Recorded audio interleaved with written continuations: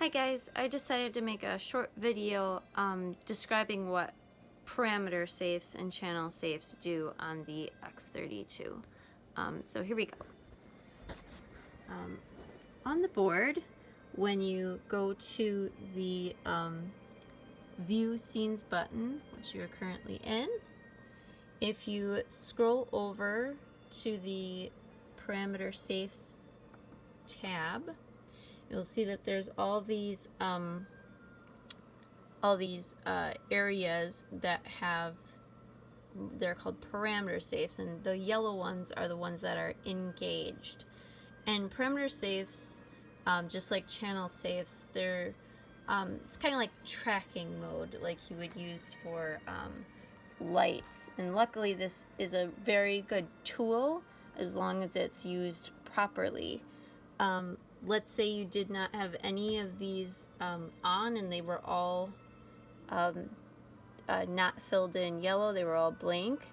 Then every time you changed scenes, I'll scroll over here, anytime you switch to a new scene, it would load completely fresh new information. Now, most of the time, that's perfectly fine, but once you start getting farther into a show, you start making changes, and you actually do need some certain information to track through as you're making changes, because you can't sit there and literally save it to 80 or 90 different scenes every single night. You can just engage its parameter safe.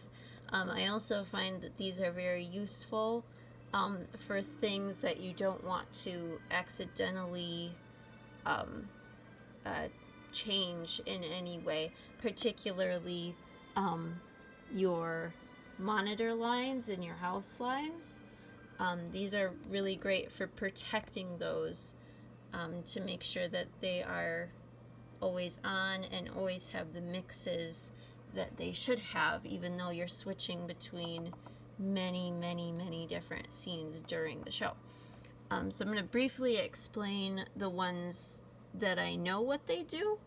I do not know what they all do perfectly exactly, but you can look up some of this information for yourself. This will just give you a start.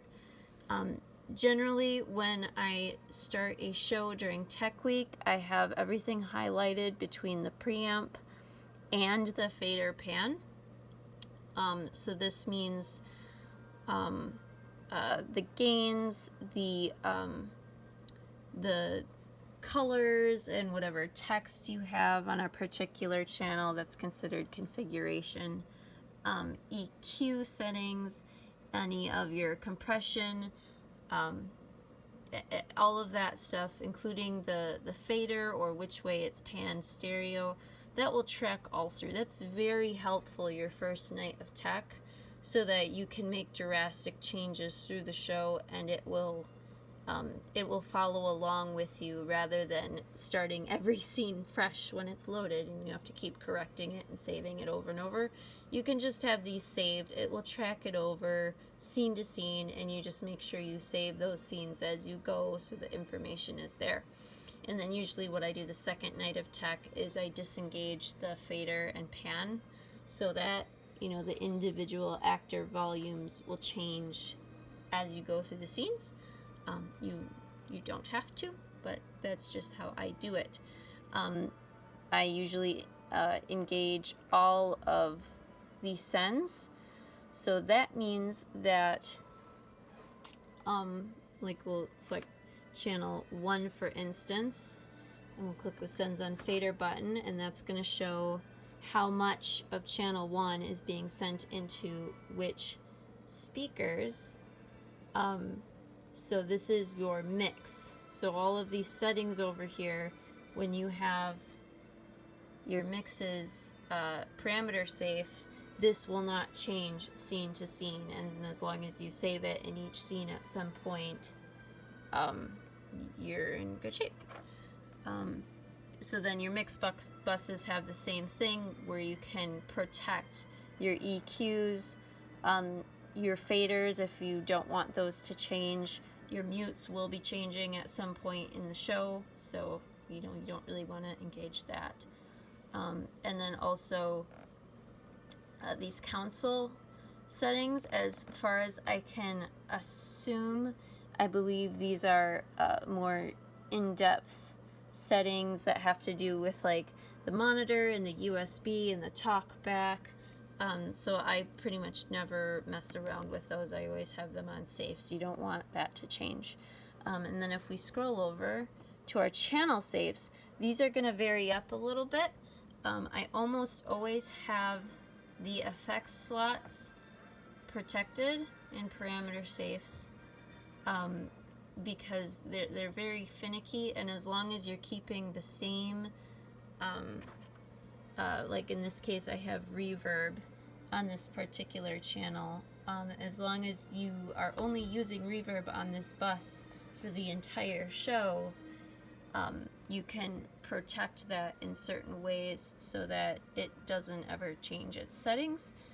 But if you do, you could potentially save different types of effects in different scenes and therefore only use up one of your buses and have, 80 or 90 different effects on this one slot. But for the most part, you usually just use one, and so it's nice to have those protected.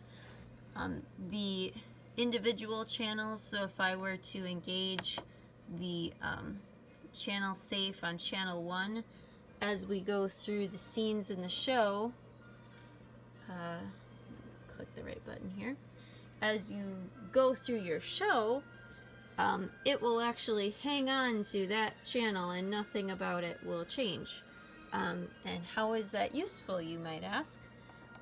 Let's say you have a keyboard that's acting funny and you can't fix it before you need to start the show. One of the easiest, or it breaks down in the middle of the show, one of the best things you can do would be to safe that channel and turn it off, mute it, and then it will track that through the entire show without actually overwriting any information. And then that way you don't have to keep muting it quickly or whatever you need to do. You can just kind of just put a hold on that channel and it won't do anything, and you can easily disengage it and you'll be set.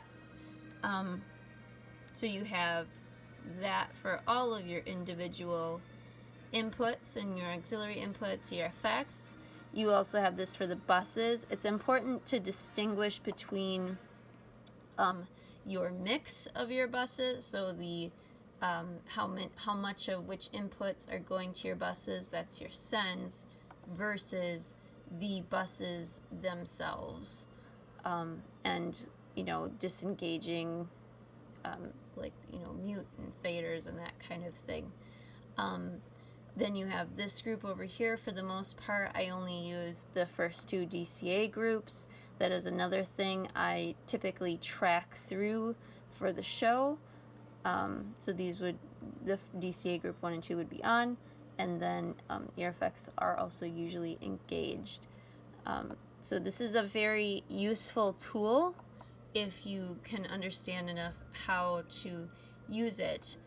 If you are going to be going through many scenes, it's really important that you play around with this and make sure that your settings are indeed where they need to be, because otherwise you're going to be saving over information in ways that probably you don't want. So you got to make sure that those parameter safes and channel safes are correct before you really get deep into your show, like the first couple nights of tech. So go ahead and probably play around with those for a day or two to make sure that you understand how they all work and how to apply them.